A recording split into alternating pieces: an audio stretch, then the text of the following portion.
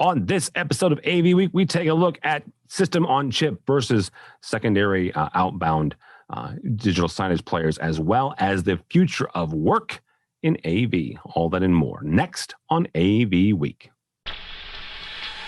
The network for the AV industry. What are you listening to? This is AV. This is AVNation. This is AVNation. This is AV Week, episode 490, recorded Friday, January 8th, 2021. Manic Monday. Support for AVNation is brought to you by Sure, sound extraordinary. and by Just Add Power, the global leader in video over IP solutions with systems that give you easy installation, unmatched scalability, and outstanding performance. This is AV Week, your weekly wrap-up of audio-visual news and information. My name is Tim Albright. I am your host. This is technically the first time I'm saying that in the year of 2021, so welcome back. Hope you are fully rested and tanned and ready to go and hit this year round running. First and foremost, Charmaine Torella from Varex joins us to talk about the news of the week. Welcome, ma'am. Thank you, and Happy New Year, all. Happy New Year. And newly inducted SCN Hall of Fame member, Charmaine Torella, just for the record. You can see all of them.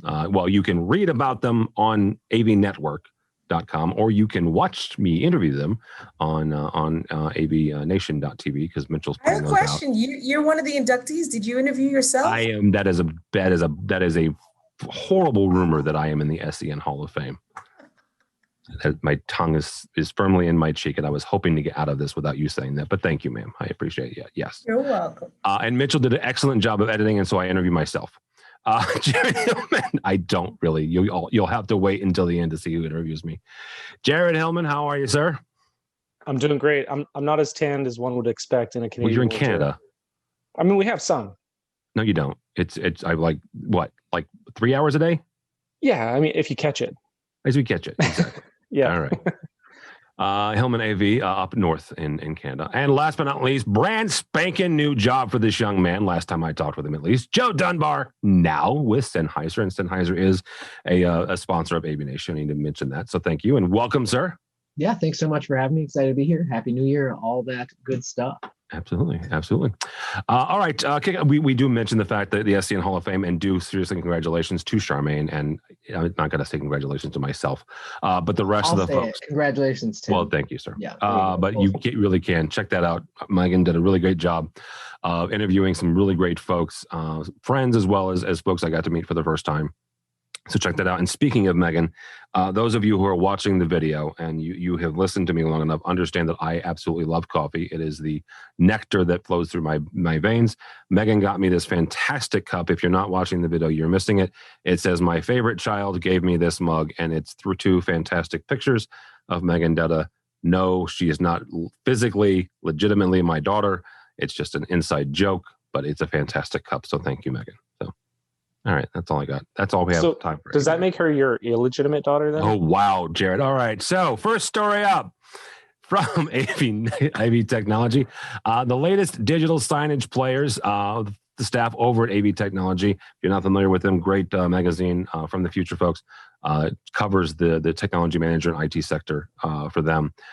Taking a look at a handful of these players. BrightSign is one of them. The ELO backpack is actually kind of cool. You need to look at that. Not that BrightSign one. Anyhow, Nplug is in there, as well as Kramer's Via Go.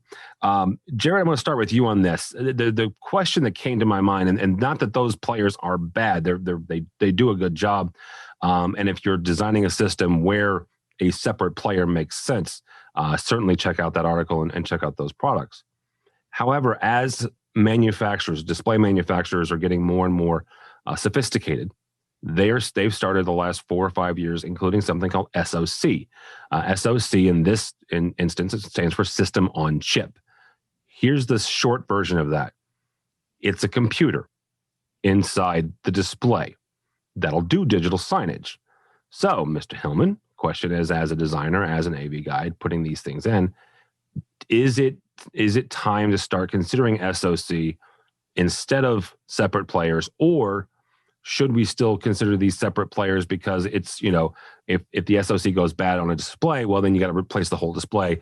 If the player goes bad, it's just the player, and you just switch it out and the display stays no big deal.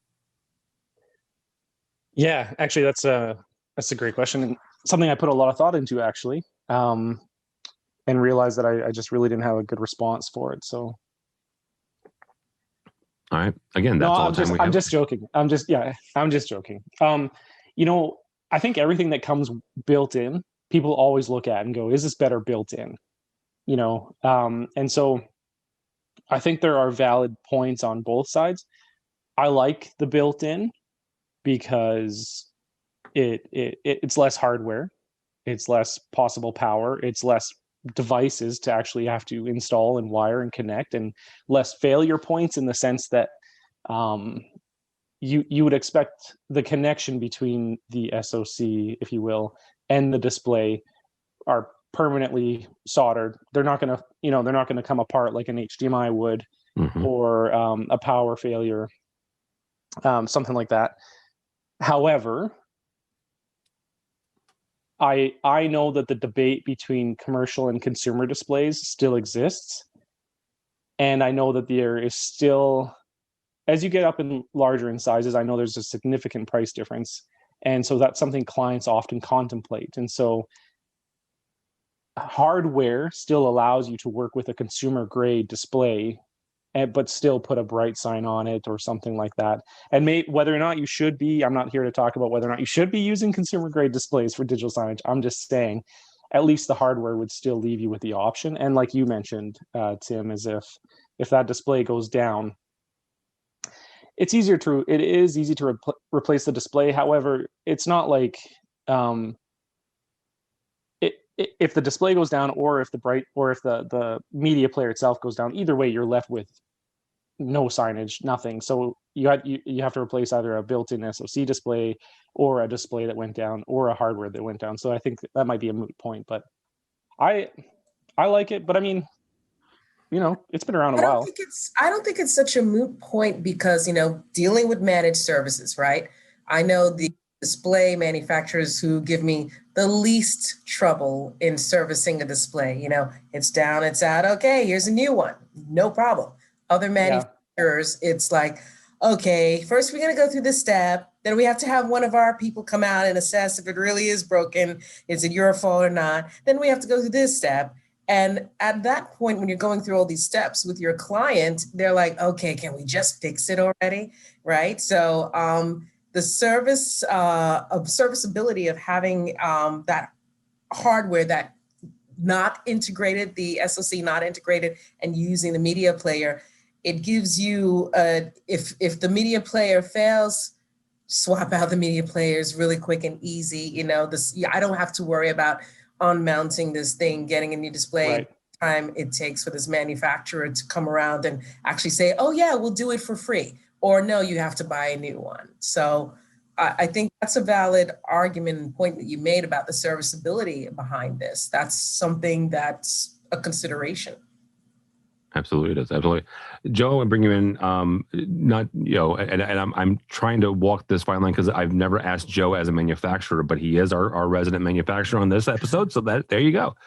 Talk for a second about the process, I guess is the best way to put this, for advanced replacement and for assessing systems that do go down in the field. From Charmaine and Jared's point of view, certainly, just ship the stupid thing out and give it to me and trust me that it's broke, right?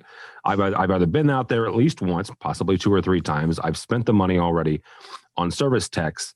Get me the product and we'll deal with, whether or not it's really broken or not after the fact. Walk me through, both from your experience as the integrator side, but also now as from the manufacturing side, why sometimes we can't just, I'm not a manufacturer, manufacturers can't just ship things out to get, a replacement in place.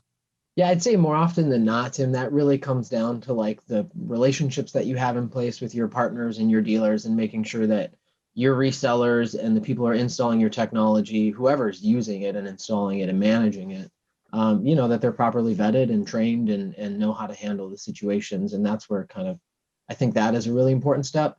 everybody needs to have a process. And Charmaine, oh my gosh, the like, yeah, okay, take 1,000 pictures and send all these in, and then, you know, all the hoops to jump through are painful. I can't stand that. You know, we certainly try to make sure that our process gets us all the information that we need in order to get things going. But advanced replacements are becoming more and more common, part of like dealer packages and stuff like that. And that's a good thing. So, and that goes to end users, right? When you're deciding who you're going to hire, you want to make sure that you're dealing with a partner who has good relationships with their vendors and manufacturers and stuff, so that when these things happen, they're in a good position to service you. In terms of like onboard versus, outboard gear or something like that, or outboard hardware versus something built in, I think it has a lot to do with ecosystem too. Like, what are you used to? What do you want? My experience with like built-in signage solutions has not been that positive. So, and I'm talking more strictly from like a user interface and manageability, and things like that, and like functionality and that sort of stuff. But it keeps getting better. So I certainly anticipate that it'll become even keeled. It kind of really already is. But at that point, I would see the onboard stuff being way more beneficial in like huge, you know, really big deployments where you can reduce the hardware points of failure and all that sort of stuff. And like, you know, if I'm a Fortune 500 company and there's one TV out in a hallway or something, A, it's probably not the end of the world. B, I have people in-house to help deal with that sort of stuff. We probably have spares. But like if you're a smaller setup, especially if you're doing a smaller signage deployment, that may not make sense, although having a neat, clean solution may make sense too. So, you know, application, but also ecosystem for sure. I would look a lot at that myself. Yeah, absolutely. There are two really quickly before we move on, two instances of this. I want to point out two different manufacturers, so I'm not playing favorites here. If you are in the Utah area, the Salt Lake City area, check out Vivint Arena, which is where the Jazz play. That is one manufacturer's SoC deployment. Incredibly impressive. The integrator that put that together also has an in-house DevOps team. They created, to Joe's point, they created the interface and the back end of that. The other one, and a little bit more accessible to those of us who aren't in Salt Lake City, is going to a local Topgolf. Topgolf was put together with the help of Savvy, as well as another manufacturer. Again, not going to pick on it or highlight the manufacturer of the display. That's also an SoC system. So, you know, check those out. All right. Next article comes to us from our friends over at AV Magazine. Taking a look, and Guy Campos wrote and interviewed a bunch of folks from AVWorks to Pixel to Beach Spore Group, talking about remote work and kind of where they see it. A number of these folks have already worked remotely for years, but giving you some advice on how to make it a better system and a better solution for your workplace. And one thing I want to point out here is, you know, they're looking at it from 2020. And Charmaine, we're going to start with you on this. I want to look at it going ahead to 2021 and 2022. I have, you know, my opinion or my opinions about when we're going to head back to work. And I kind of look towards Silicon Valley and a number of Fortune 100 companies and see when they do. So in that case, we're looking at mid-year this year, possibly third quarter. Again, that's where I'm putting my eggs, and I'm looking at people smarter and bigger than me. So Charmaine, as we're looking towards third quarter, fourth quarter this year, and again into 2022, which I understand is 12 months from now, where are we going to head with this? What is really the future of the workplace, both remotely and as we go back into a physical space with each other? Well, the future of the workplace is still undetermined. Okay. It's manic. I won't lie to anyone.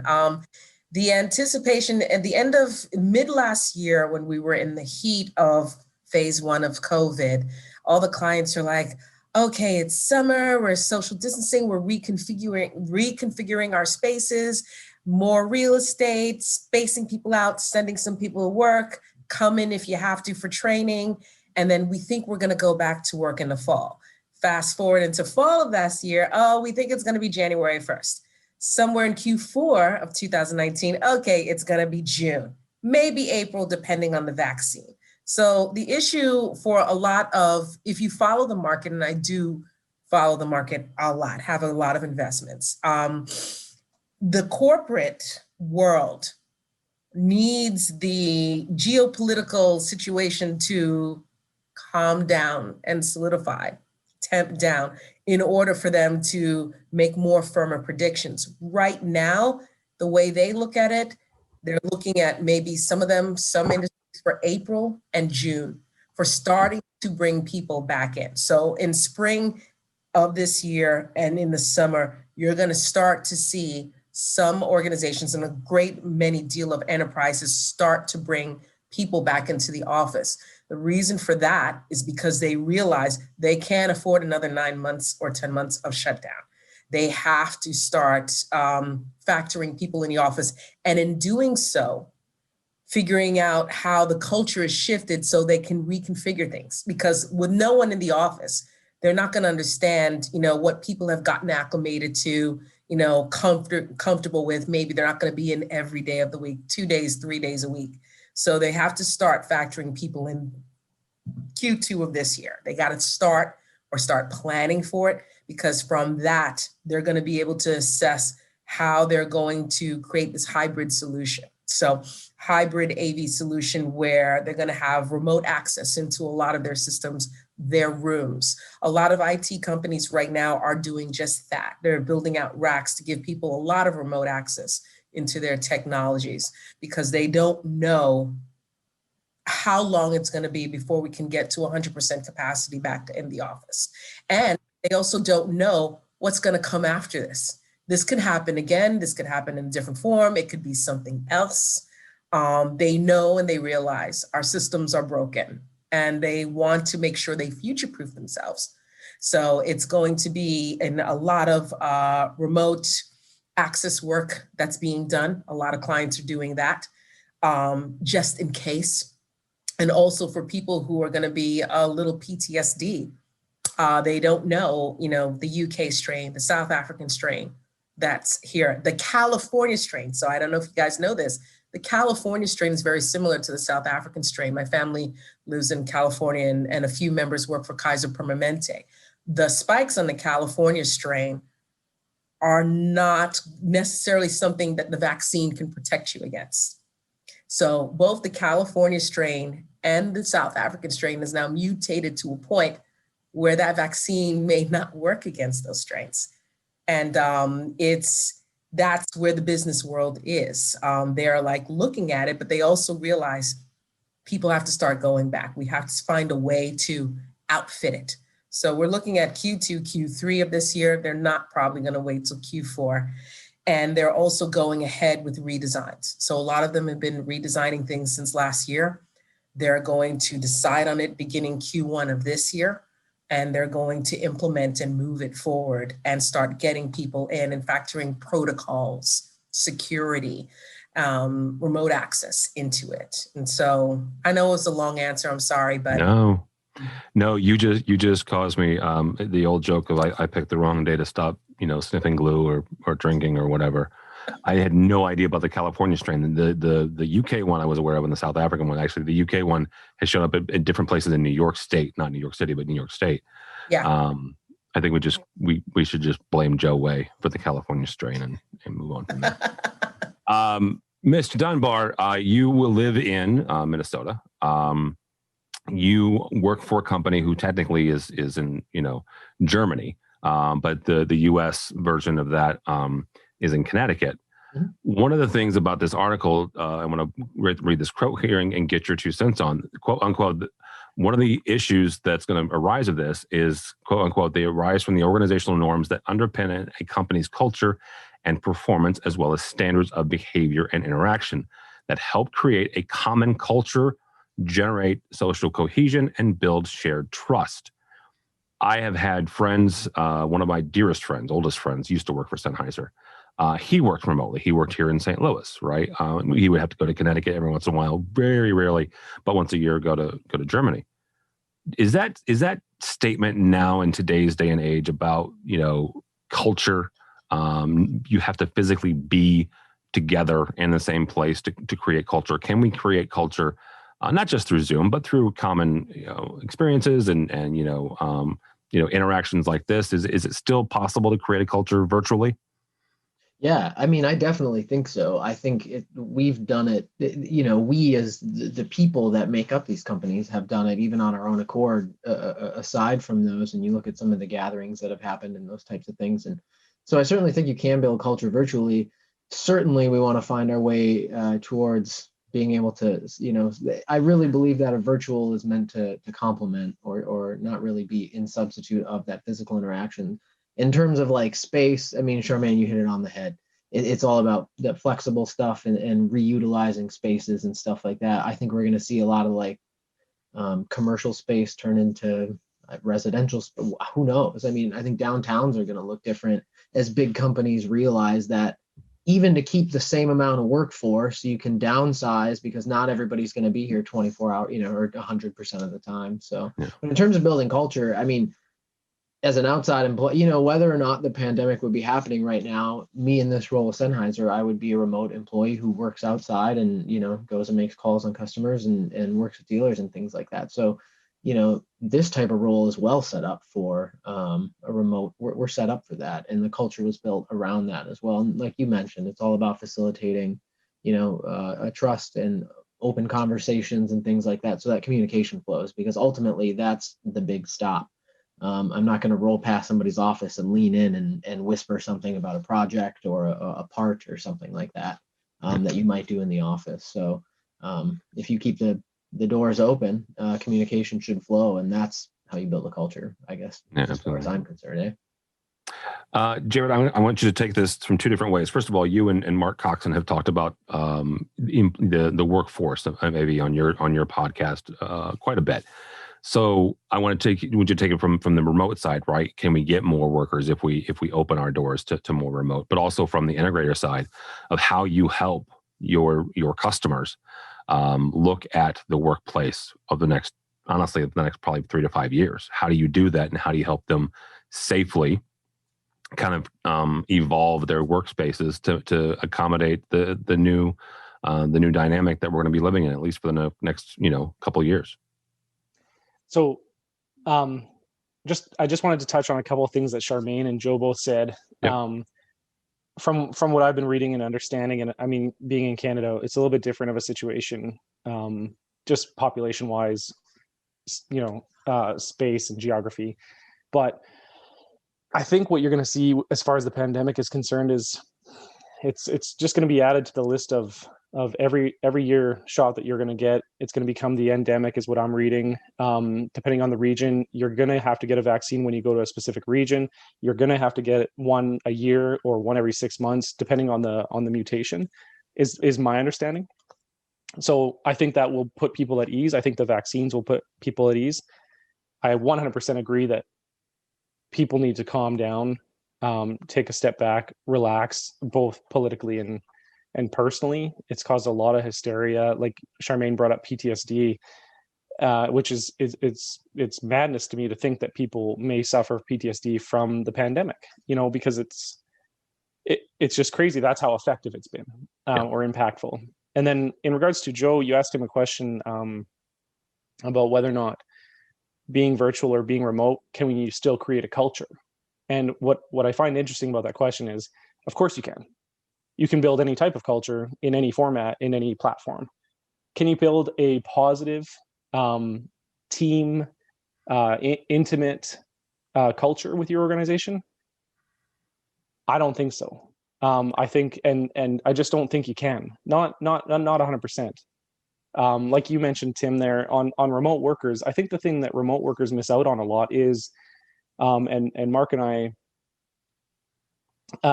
I have talked about this before, is that you miss out on ad hoc run-ins, the water cooler talk, the lunchtime table joking. You don't have that. No one randomly pops into your Teams chat, on video to see what's going on today, how you're doing, and so I think that's the struggle companies are going to be up against.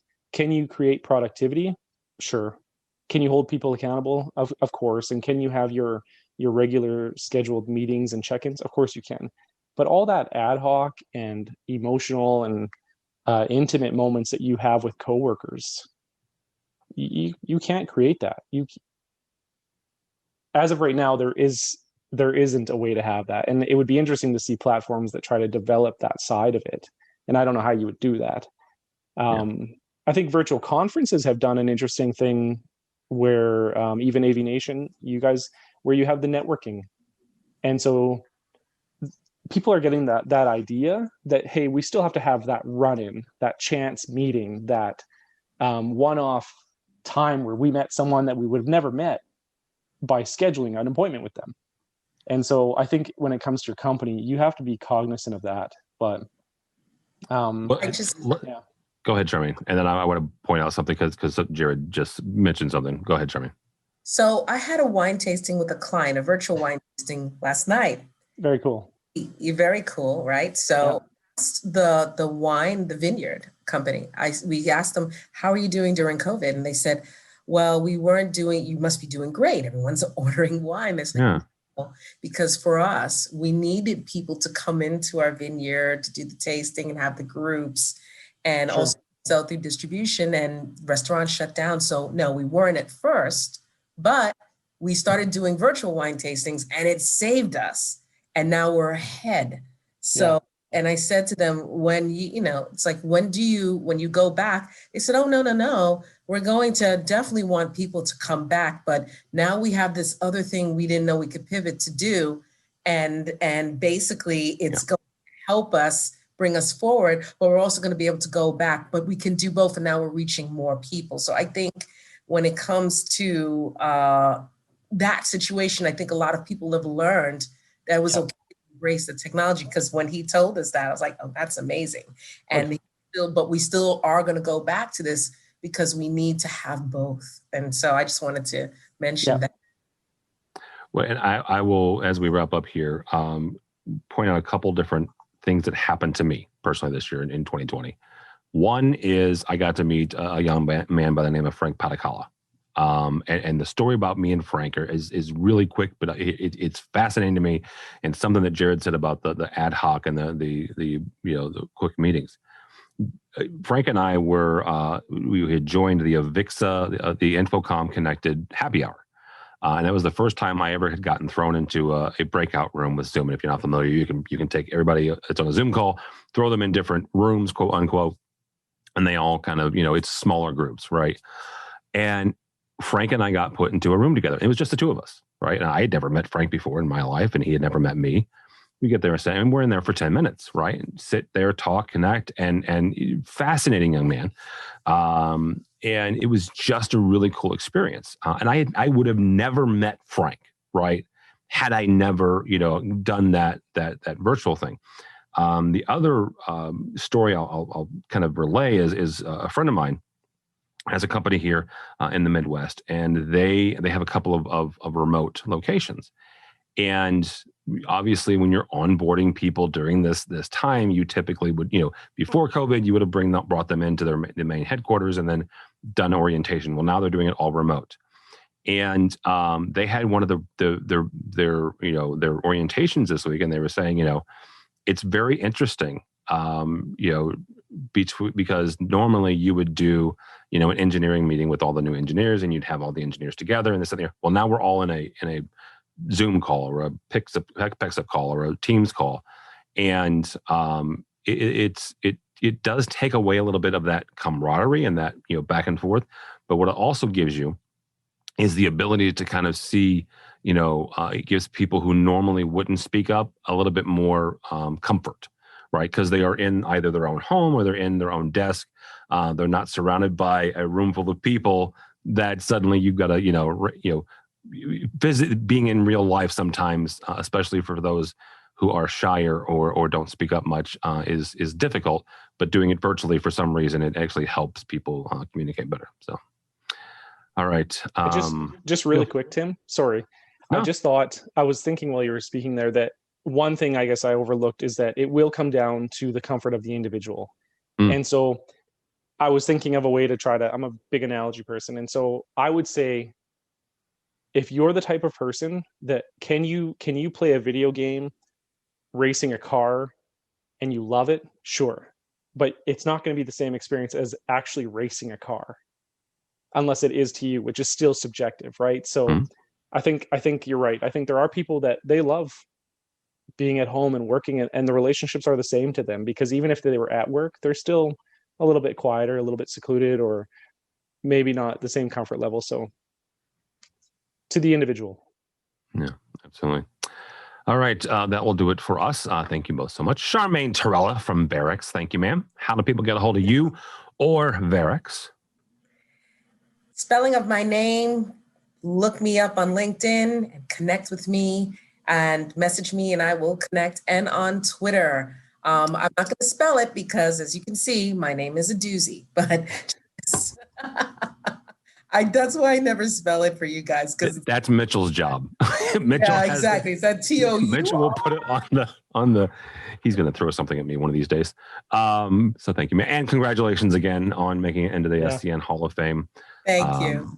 I will mention the fact that Charmaine is much younger than I am, but we're both not old enough yet to be in the SCN Hall of Fame. So, Jared, thank you, sir. Thank you. Appreciate it. How do people get a hold of you or Hillman?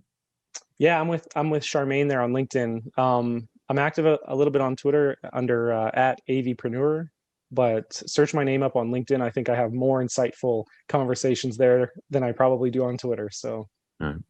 And if somebody wants to listen to you and our buddy, Mr. Mark Coxon, on your AV Daybreak, how do they do that? Yeah, actually, you can find us on Spotify. We're recorded on anchor.fm, and you can search Daybreak. All right, very good. And that's an excellent, I listened to it. It's great. Thank you. It is indeed. Yeah. Actually, they've had Frank on before. I think they've had. We have Frank and Joe. And Joe, yeah. Yeah. Mr. Dunbar actually had to excuse himself, so I will tell you that if you want to connect with him, his Twitter is Joe Din, AVJOE, D as in David, INAV. Or you can just go to Sennheiser and say, hey, I want to talk to Joe in Minnesota. The Joe in Minnesota. Make sure you say that one, because otherwise you'll find the Joe in South Carolina, and he's not very much fun. I don't know if that's true. I have no idea if Sennheiser has anybody in South Carolina. Well, they do have, but his name's Charlie, and he is also an awful lot of fun. But that's a whole other story. For me, for Tim Albright, don't follow me on the Twitters. We'll post this on Monday, so most likely I'm crying in my cereal over the fact that the Bears got kicked out of the playoffs. But maybe not. I don't know. But they're playing the Saints, so yeah, probably. Go by the website if you would, please. AVNation.tv. That's AVNation.tv. You'll find this program and a host of others. I did mention the fact that Charmaine is in the SCN Hall of Fame, and I would seriously, I will take this one opportunity to say thank you. It's because I am in it as well this year in 2021, joining her in this class, and a whole lot of really cool rock stars. So thank you to Megan Dutta and the entire team at System Contractors News. You can find the written parts of those interviews over on AV Network, and I'm going to make Mitchell put a link to that.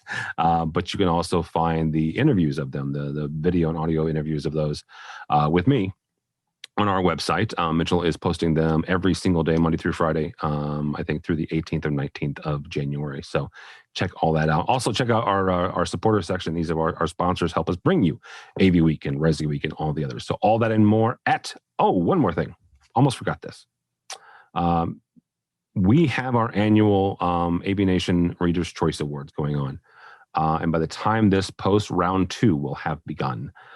We have an awful lot of really great categories, and Chris Netto suggested I do a best virtual event of 2020. So that's up there as well as our ever so popular AVNation, AV Tweeps, AV Professional of the Year, as well as a host of others. So you can check that out as well. So all that and more at avnation.tv. That's avnation.tv. Thanks so much for listening. Thank you so much for watching. That's all the time we have for AV Week.